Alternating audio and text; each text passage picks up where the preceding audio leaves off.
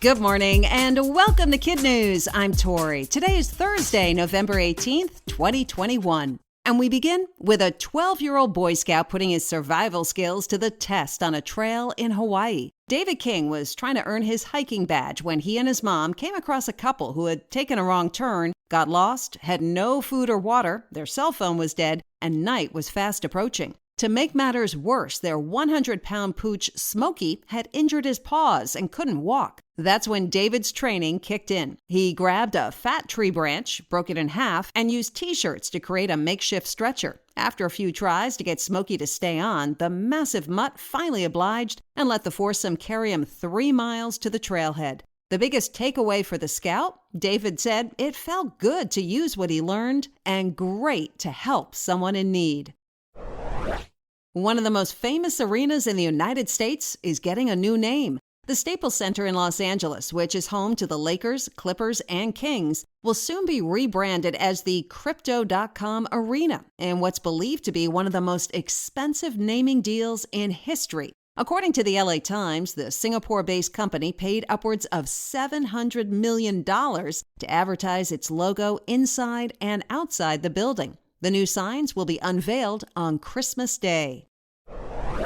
A holiday mix-up that went viral 6 years ago is the Thanksgiving gift that keeps on giving. It all began in 2016 when Arizona grandma Wanda Dench texted her grandson with deets of her annual feast. Unbeknownst to Wanda, she had accidentally added a stranger to the message, a teenager by the name of Jamal Hinton, who texted her back to say he wasn't her grandson, but could he still get a plate? Wanda's response, "Of course you can. That's what grandmas do. Feed everyone." So on Thanksgiving Day that year, he drove from Tempe to Mesa to join the Dench family for the holiday, something he's done every year since. This week, Jamal tweeted, "We are all set for year 6, and shared a screenshot of their text exchange. As if to put an exclamation on their viral holiday cheer, Dench's name is saved in his phone as Grandma Wanda.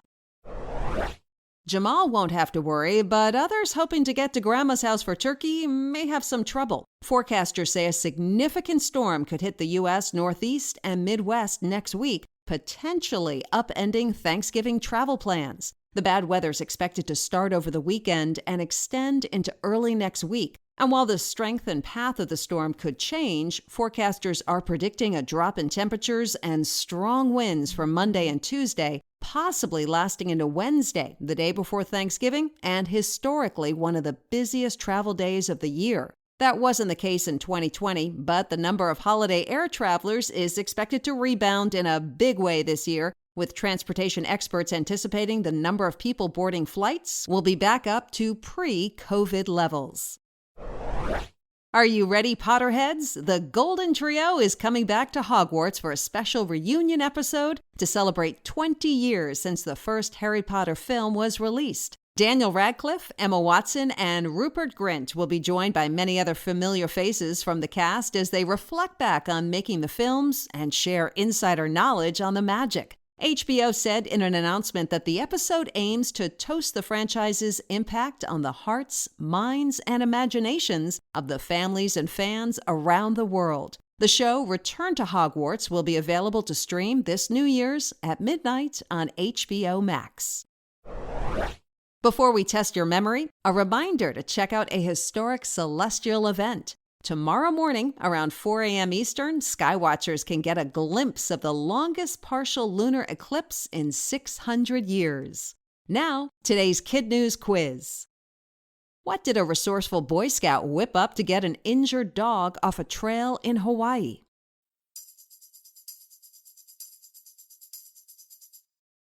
A makeshift stretcher. How much did one company pay to rename the Staples Center in Los Angeles?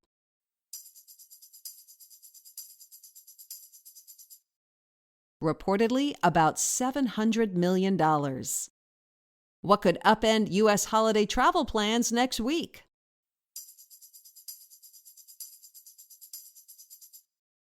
A big storm brewing in the Midwest and Northeast. How long ago did the first Harry Potter film hit theaters?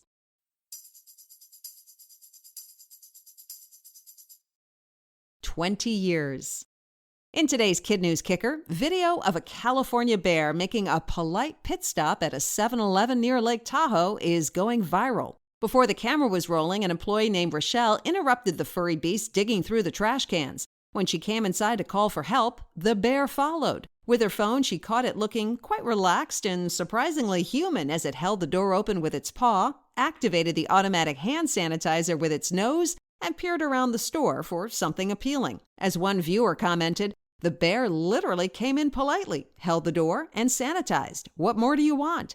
And puns flew on social like, "He opened the door with his bare hands." Even the 7-Eleven account added he wanted a blue raspberry Slurpee. The video has more than 8 million views. Even though officials came and scared it away, the bear was back in the trash soon after.